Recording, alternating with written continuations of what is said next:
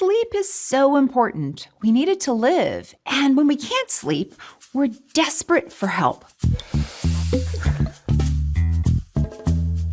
But lately, our fascination with sleep feels as if it's taken on an urgency. Do a quick internet search for sleep, and you'll find a slew of articles about how to make your sleep perfect. New gadgets, fancy alarm clocks, stay away from blue light. There are lots of services, products, and advice columns that tell us we're sleeping wrong. Not enough, not quality sleep, wrong position. Even worse, you might find scary messaging claiming that if you're not sleeping right, your life is going to be shorter. You're going to get all kinds of diseases. One of the biggest worries we have about our sleep is that we're not getting enough.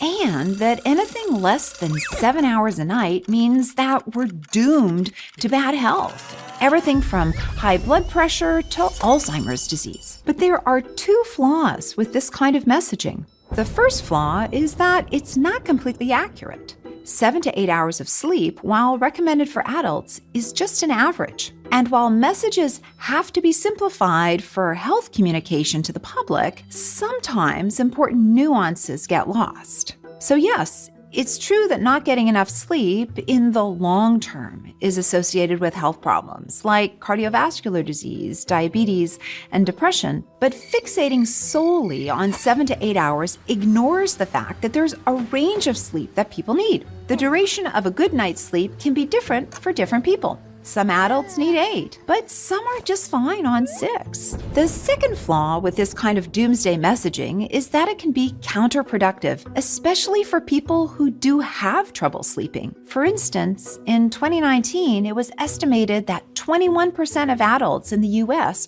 were wearing sleep tracking devices, and that number's probably growing. And I get it. It's fascinating to see how much sleep you've gotten each night and to know what part of your night was spent in deep sleep or dreaming. But having all of that sleep data is causing some people to become obsessed with it. So much so that it's leading to a condition some call orthosomnia, a preoccupation with the constant need to achieve perfect sleep. And this condition, ironically, is causing more sleep problems. Now, orthosomnia might be an extreme example, but the anxiety of not getting enough sleep is keeping some of us up at night. So here's what some experts are saying. Stop fixating on the number, because that can lead to unrealistic expectations of sleep. According to Dr. Colleen Carney, a psychologist and the head of the Ryerson University Sleep Lab, the basic questions you should ask yourself are, do I feel reasonably well rested during the day?